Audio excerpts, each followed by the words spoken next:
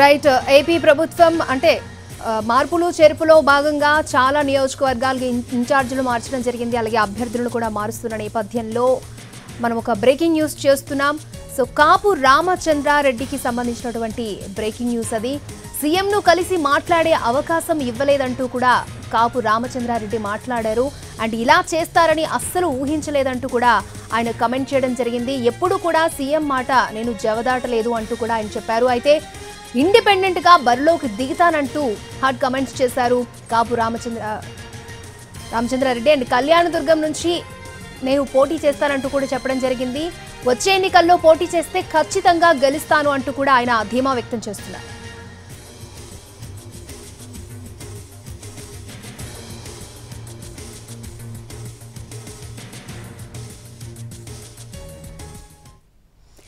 Right సీఎంను కలిసే అవకాశం కూడా ఇవ్వలేదని, ఇలా చేస్తారని అస్సలు అనుకోలేదంటూ కూడా కాపు రామచంద్రారెడ్డి అయితే కమెంట్ చేయడం జరిగింది. ఇండిపెండెంట్ గా ఆయన పోటీ చేస్తానంటూ కూడా చెప్తున్నారు. రైట్ ఇదే అంశానికి సంబంధించి పూర్తి అప్డేట్స్ అందించడానికి న్యూస్ రూమ్ నుంచి రెహానా సిద్ధంగా ఉన్నారు. రెహానా.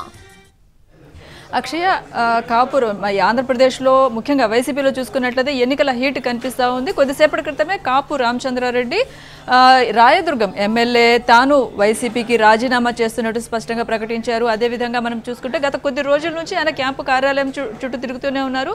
రాయదుర్గంలో ప్రస్తుతం ప్రాతినిధ్యం వహిస్తున్న కాపు రామచంద్రారెడ్డిని కాకుండా మరొక ప్రత్యామ్నాయాన్ని వైసీపీ చూస్తుంది. అక్కడి నుంచి మెట్టు గోవిందరెడ్డిని బరిలో పెట్టాలని ఆలోచన చేస్తుంది. ఈ క్రమంలోనే కాపు రామచంద్రారెడ్డి గత కొద్ది రోజులుగా అటువైపు సజ్జల రామకృష్ణారెడ్డిని ఇతర నాయకుల్ని కలుస్తూ ఉన్నారు. తనకు గెలుపు అవకాశాలు ఉన్నాయి, మరొక అవకాశం ఇవ్వాలని ఆయన విజ్ఞప్తి చేస్తూ వచ్చారు. అదేవిధంగా ఇవాళ ఉదయం నుంచి కూడా క్యాంపు కార్యాలయంలోనే ఉన్నారు. ముఖ్యమంత్రిని కలిసే ప్రయత్నం చేశారు. అయితే ముఖ్యమంత్రిని కలిసే అవకాశం కాపు రామచంద్రారెడ్డికి రాలేదు. అదేవిధంగా ఖచ్చితంగా నీకు అవకాశం లేదు, మరొకరికి అవకాశం ఇస్తున్నాము, రాయదుర్గం నుంచి మరొక అభ్యర్థిని బరిలో పెడుతున్నామని సజ్జల రామకృష్ణారెడ్డి స్పష్టం చేసినట్టుగా అర్థమవుతోంది. ఈ క్రమంలో కాపు రామచంద్రారెడ్డి తీవ్రంగా ఆయన అవమానాన్ని ఫీల్ అయినట్లున్నారు. అందుకే పార్టీ నుంచి ఆయన రిజైన్ చేస్తా ఉన్నారు.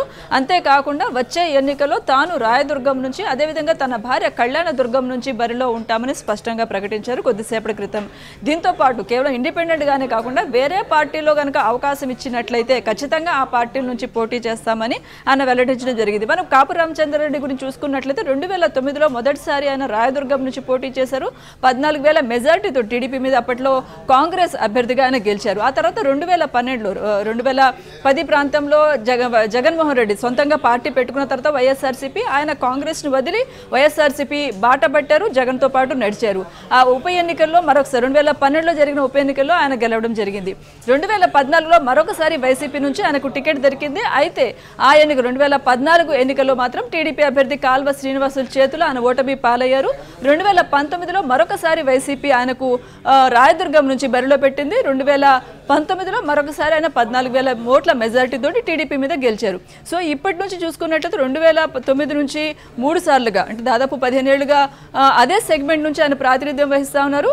దీంతో పాటు తాను కాంగ్రెస్లో ఎమ్మెల్యేగా ఉన్నా కూడా అధికార పార్టీని వదిలి జగన్తో పాటు ప్రయాణించాను, ఆ నిబద్ధత అదేవిధంగా ఆ లాయల్టీ వైసీపీ మీద ఉంది అని ఆయన స్పష్టంగా చేస్తూ ఉన్నారు. ఇందాక కొద్దిసేపటి క్రితం ఆయన మాట్లాడిన వ్యాఖ్యలు మనం చూసుకున్నట్లయితే 2014లో తాను ఓటమి పాలైనప్పటికీ కూడా అప్పటున్న టీడీపీ ప్రభుత్వం టీడీపీలో చేరమని తనకు ఆఫర్లు ఇచ్చినా తాను మాత్రం వైసీపీకి జగన్కు లాయల్గా ఉన్నాను, అందుకే నేను టీడీపీ అప్పట్లోని అధికార పార్టీలోకి వెళ్ళలేదనే అంశాన్ని కూడా ఒకటి స్పష్టం చేశారు. మరొక అంశం మనం చూసుకున్నట్లయితే కాపు చేసిన వ్యాఖ్యలు తనకు మంత్రి పదవి ఇస్తానని హామీ కూడా జగన్ దగ్గర నుంచి లేదంటే వైసీపీ హైకమాండ్ నుంచి తనకు దొరికింది. అయితే మంత్రి పదవి తనకు ఇవ్వలేదు అనే అంశాన్ని కూడా స్పష్టం చేశారు. అంటే థాంక్యూ రెహానా.